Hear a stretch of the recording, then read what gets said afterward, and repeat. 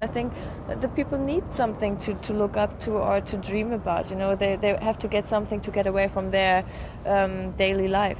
Imagine being compared to Marlene Dietrich by Valentino himself. Picture having legs so legendary they earned a spot in the Guinness Book of World Records.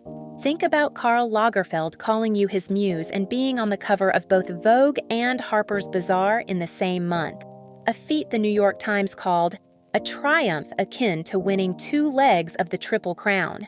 You'd think someone this iconic would be a household name, right? But here's the crazy thing. Nadja Auermann, one of the most spectacular supermodels of the 90s, somehow got erased from our collective memory. And today, we're diving into why that's an absolute tragedy. The 90s were the golden age of the supermodel. Naomi, Linda, Christy, Cindy, they weren't just models, they were celebrities who dominated pop culture. But while they were out there making headlines, Nadia was quietly transforming the industry with her otherworldly beauty and those record-breaking legs. Stick around because we're about to unpack the jaw-dropping story of the German ice queen who redefined beauty standards, rose to unbelievable heights, and then mysteriously faded from the spotlight just as her star was burning brightest. And trust me, her story has more twists than a runway show finale.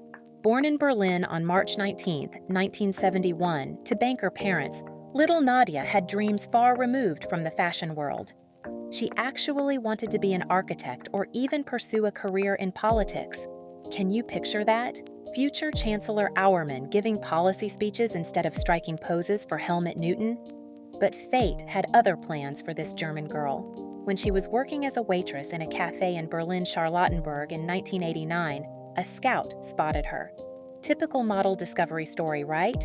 Girl minding her business, then boom, someone walks up and changes her life. But Nadia wasn't just another pretty face discovered at a mall. She was still in high school with serious career ambitions. After finishing her A-levels, she said goodbye to her architectural dreams and moved to Paris, signing with Karen Models in 1990. Her early career was decent, but nothing extraordinary. In 1991, she moved to elite model management and things began to pick up. She shot for French Vogue and appeared in Benetton ads, building a solid foundation. But here's where it gets interesting. In 1993, Nadia made a decision that would catapult her from just another model to supermodel status. She chopped off her hair and dyed it platinum blonde. That transformation wasn't just a hair change, it was like she finally found herself. That icy blonde look matched her cool, sophisticated demeanor perfectly, and suddenly everyone was obsessed. Picture this: before the blonde transformation, she was working steadily. After, she was everywhere. By September 1994, she had achieved something no other model had done before. She was on the cover of both American Vogue and Harper's Bazaar in the same month. The industry was shook. Think about that for a second. Most models spend their entire careers dreaming of landing just one major cover. Nadia snagged the 2 biggest in the same month. That's like winning an Oscar and a Grammy on the same weekend. It just doesn't happen. But for Nadia, it did. What made Nadia special wasn't just her height, 5 feet 11 inches, or those record-breaking legs, measuring 44 inches, officially the longest in the modeling world according to Guinness. It was her ability to transform. With her steely blue gaze and sharp features, designers saw a blank canvas they could mold into whatever they needed. Valentino compared her to screen legend Marlene Dietrich. The New York Times fashion columnist Guy Trebe described her as having an ice maiden visage and pole vaulter's legs.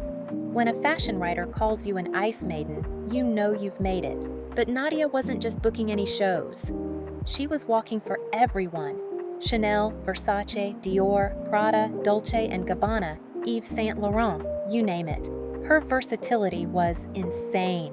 One day, she'd be the embodiment of classic elegance for Chanel. The next, she'd transform into a gothic goddess for Thierry Mugler. Her runway presence was something else entirely. While some models brought sass and attitude to the catwalk, looking at you, Naomi, Nadia brought a regal, almost otherworldly quality. She didn't stomp down the runway. She glided with a composure that made it look effortless. In 1992, Nadia even appeared in George Michael's iconic Too Funky music video, directed by Thierry Mugler himself. If you've never seen it, do yourself a favor and look it up. It's a masterclass in 90s high fashion energy. Nadia strutted down that catwalk in a tight black Mugler lace dress looking like some kind of stylish alien goddess. And if you're wondering about those paychecks, she was making bank. We're talking up to 30,000 Deutsche Marks per job, which added up to about 2.5 million D-Mark annually in her prime.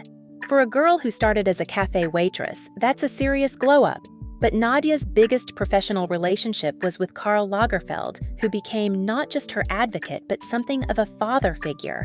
She was one of his muses, and their connection went beyond professional. Lagerfeld remained a significant influence in her life throughout her career, and she considered him a mentor. When he died in 2019, she praised him as a universal genius and expressed infinite gratitude, saying, "I owe you so much." Speaking of Lagerfeld, working with him was like a knighthood in the fashion world. If Karl picked you for his runway, you were officially fashion royalty. Nadia wasn't just on his runway. She was his muse, someone he believed in deeply. She once said it was like a Ritterschlag knighthood to belong to Lagerfeld's circle of models. Her work with legendary photographers took her artistry to another level. Helmut Newton captured her cool, almost severe beauty in black and white portraits that are still studied in photography schools today. Peter Lindbergh, who considered Nadia his muse, photographed her countless times, capturing a vulnerability beneath that icy exterior. When Steven Meisel shot her for Vogue, he played with her chameleon-like ability to transform, creating editorials that ranged from futuristic to retro. Richard Avedon, with his clean, stark aesthetic, stripped away all pretense and captured Nadia's raw power. Each photographer saw something different in her, and she delivered every time. That's what made her such a powerhouse. Her range.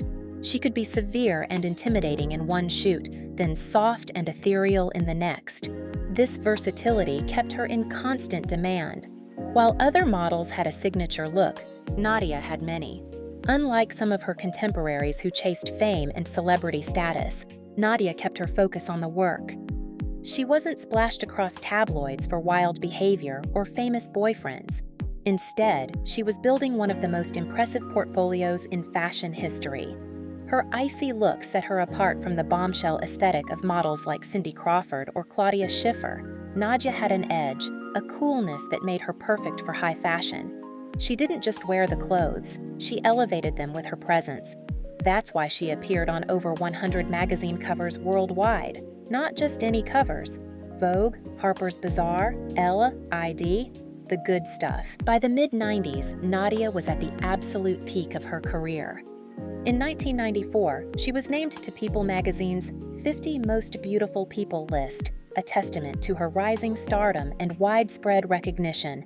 When a major publication like People singles you out among the world's beautiful people, you know you've transcended just being a pretty face. In 1995, she even became the international spokesperson for Shiseido, adding yet another prestigious campaign to her resume. The Japanese beauty brand saw in Nadja what everyone else did, a timeless, elegant beauty that could sell products worldwide. She even ventured into music videos, appearing in George Michael's Too Funky in 1992, where she strutted down Thierry Mugler's runway in that iconic black lace dress. But despite all this exposure, Nadia somehow never reached the household name status of models like Cindy Crawford or Naomi Campbell. Maybe it was because she wasn't chasing fame. She was just doing her job brilliantly. While her professional life was soaring, Nadia's personal life had its own storyline developing. In 1995, she began dating Norwegian screenwriter Olaf Bjørn Tietz. 2 years later, they welcomed daughter Cosima into the world. Like many model relationships, this one didn't last, but something beautiful came from it. Cosima, who would later follow her mother's footsteps into the modeling world with the same striking features. After splitting with Tietz, Nadia found love again with German actor Wolfram Grandeska. Their relationship moved quickly, and they married on March 19, 1999, her 28th birthday. That same year, they welcomed son Nicholas. On paper, it looked perfect, the supermodel and the handsome actor with their beautiful children. But by 2005, they were divorced. There were also rumors of a brief romance with Swedish male model Alex Lundqvist, though Nadia has never been one to discuss her private life in detail. Unlike today's social media era, where relationships are documented in real time for the world to see, Nadia kept her personal affairs private, even at the height of her fame. Nadia would go on to have 2 more children, in 2010 and 2013, with a partner whose identity she's kept private. Say what you want about Nadia, but the woman knows how to protect what matters to her. In the era of oversharing, she's kept her private life private. Remember how I mentioned she was the ice queen of modeling? Well, that cool exterior served her well when facing one of the biggest challenges of her career, a very public tax evasion case. In 2011, German authorities accused Nadia of tax evasion. The claim? That between 1999 and 2002, while she and then-husband Grandeska claimed to be living in Monaco, a tax haven, they were actually spending most of their time in Germany, meaning they owed German taxes. Monaco, that glittering playground for the ultra-wealthy on the French Riviera, has long been a tax haven for the rich and famous. With no income tax and no capital gains tax, it's an attractive place for high earners. But there's a catch. You actually have to live there, not just claim residency on paper. The case made headlines across Germany. Here was their ice queen, their homegrown supermodel success story, facing criminal charges. In December 2011, a Berlin court convicted her of tax evasion and fined her 90,000 euros. The case related to a property she owned in Berlin and the complexities of her residency status during her high-flying career years. For someone who'd built such a pristine image, this was a huge blow. The perfect ice queen had a crack in her armor. The woman who'd been celebrated in the German press as one of their greatest exports was now being dragged through the mud. The model with the longest legs in the world couldn't outrun the German tax authorities. But the really interesting thing? Instead of fighting back in the press or playing the victim, Nadia handled it with dignity. She paid her fines, kept her head high, and gradually stepped back from the spotlight. No tearful interviews, no public meltdowns, just quiet dignity. Very on brand for the Ice Queen. By the early 2000s, Nadia had begun transitioning away from full-time modeling. She started exploring acting, appearing in the German television film Dornröschen's Leiser Tod, Sleeping Beauty's Quiet Death, in 2004, and Letztes Kapitel in 2005. She even launched her own perfume line, but unlike some models who desperately cling to fame, Nadja seemed perfectly content to step back. After spending time in Monte Carlo and Potsdam, she eventually settled in Dresden, where she focused on raising her 4 children. In a rare 2013 interview with German magazine Bunte, she said, "We lead a completely normal family life with me as a housewife and mother. From international supermodel to housewife and mother." And it sounds like that was exactly what she wanted. When asked if she missed her modeling days, she was clear. "I had a great time modeling, I really did. I laughed a lot, I cried a lot. But today, I don't want to model anymore. I've done my bit." The supermodel era that Nadia dominated was a unique moment in fashion history. Before the 90s, models were largely anonymous clothes hangers. After the 90s, with the rise of social media and reality TV, being a model meant being a brand, an influencer, a personality. But during that golden decade, models achieved a rare status. They were famous for their work rather than their Instagram followers or reality shows. Perhaps what makes Nadja's story so fascinating is that she didn't follow the typical supermodel trajectory. She didn't launch a massive brand like Cindy Crawford or become a TV personality like Heidi Klum or Tyra Banks. She didn't marry a rock star or actor to extend her fame. Instead, she had her moment, dominated it completely, and then chose a quieter life on her own terms. She became successful, faced challenges, weathered them with grace, and prioritized what mattered to her: her family, her privacy, her peace. The fashion world today is nothing like it was during Nadja's reign. The days of the supermodel commanding $10,000 per show are largely gone. replaced by a constant stream of fresh faces and social media stars. Models now need millions of Instagram followers to achieve what Nadia did with pure talent and presence. She was part of the last generation of models who became famous purely for their modeling work, not their online presence. In recent years, Nadja has made occasional returns to the spotlight. In 2018, she appeared in the Sat.1 comedy Discover the Mandy in You, playing a designer. And in 2019, she attended the Berlinale Film Festival with her daughter Cosima, who has followed in her mother's footsteps as a model. The photos of them together speak volumes. Beauty truly is hereditary. Her son Nicholas has also entered the modeling world, continuing the family legacy. Looking at photos of Cosima and Nicholas, it's clear they've inherited their mother's striking features and presence, though hopefully with less tax drama in their futures. In recent years, Nadja has maintained her private lifestyle, focusing on family and selectively choosing her public appearances. She's managed to keep the details of her personal and spiritual journey largely out of the spotlight. Quite an achievement in today's era of oversharing and social media exposure. Today, at 54, Nadja Auermann remains an enigma, the ice queen who melted away from public view but never lost her regal bearing. Her legacy lives on in fashion archives, in record books, though Russian model Ekaterina Lysina has since claimed the longest legs title with 52 inches, and in the memory of anyone who witnessed the 90s supermodel era. When you look at fashion magazines today, filled with celebrities and influencers rather than trained models, you can't help feel a twinge of nostalgia for the days when supermodels like Nadia ruled the industry.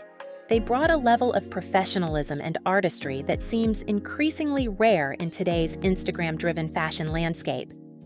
So what's the moral of Nadia's story? Maybe it's that true icons don't need to scream for attention. Maybe it's that beauty and success aren't enough to protect you from life's challenges. Or maybe it's simply that we all have seasons. Nadja had her season of international fame and then chose a new season focused on family and privacy. Unlike many celebrities who fade away because their star burns out, Nadja Auermann chose when to step back. She wasn't pushed out of the spotlight. She walked away from it with the same grace she showed on the runway. The supermodel with the record-breaking legs, the ice queen with the steely gaze, the muse of Karl Lagerfeld, Nadja Auermann wasn't just a pretty face. She was a phenomenon, a standard setter, and ultimately, a woman who defined success on her own terms. In an industry that often chews people up and spits them out, Nadia did the impossible. She walked away intact, with her dignity and her priorities straight. And honestly, that might be her most impressive achievement of all.